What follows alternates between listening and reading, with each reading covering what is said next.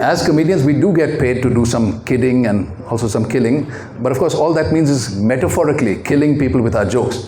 The only people who get paid to really, literally kill others are soldiers, professional assassins, and who else? Doctors, of course.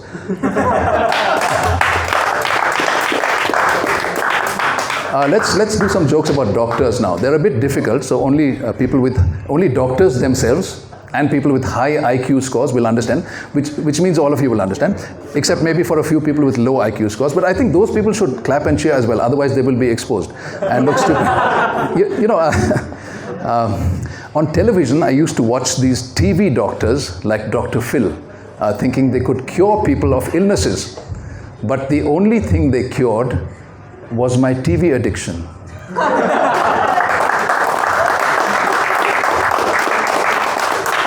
I don't watch it anymore.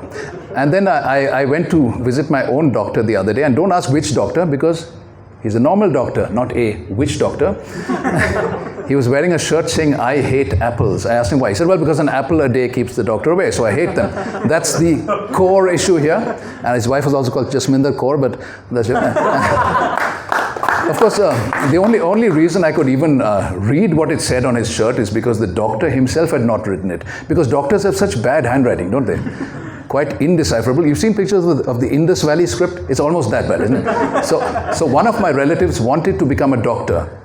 He was nervous before the medical exam because he hadn't studied. But I told him, don't worry.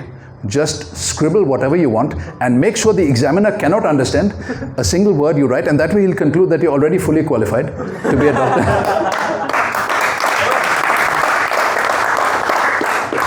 And you'll get your MBBS or whatever BS. And no doubt this is all because doctors have such a high opinion of themselves. They rank themselves just one rung below God. I beg your pardon, one rung above God. They cannot afford to expose their human failings and imperfections such as spelling mistakes. So they cover them up with bad handwriting. Because if you can't read the word, then you don't know he spelled it wrong. Good trick.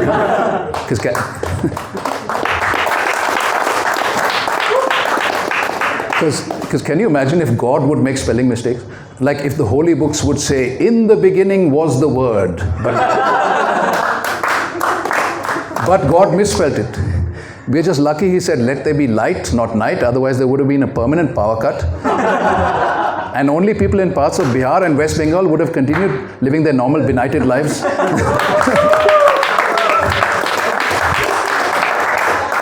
The same way as before, with no noticeable difference. At school, they used to give us, that's beautiful music, man. It's going to be the next Beethoven. Give him a round of applause.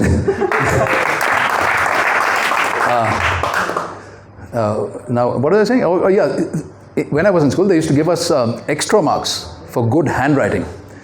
And guess what? None of us became doctors. As for myself, I'm not a doctor either, though I've always wanted to be a gynecologist. Not for the money, but for the job satisfaction.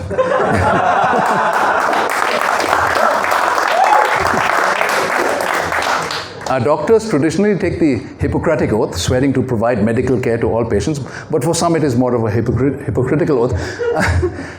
For example, there was this patient who came to the doctor and said, "Doctor, my ribs are hurting again." The doctor said, 15 days bed rest for you. By the way, last time you came to me also with your ribs hurting, I forgot. How did that happen? He said, "I fell out of bed, don't you remember?" Anyway, but I'm sure at least some doctors do care about their patients and see them as more than just a source of golf club membership fees.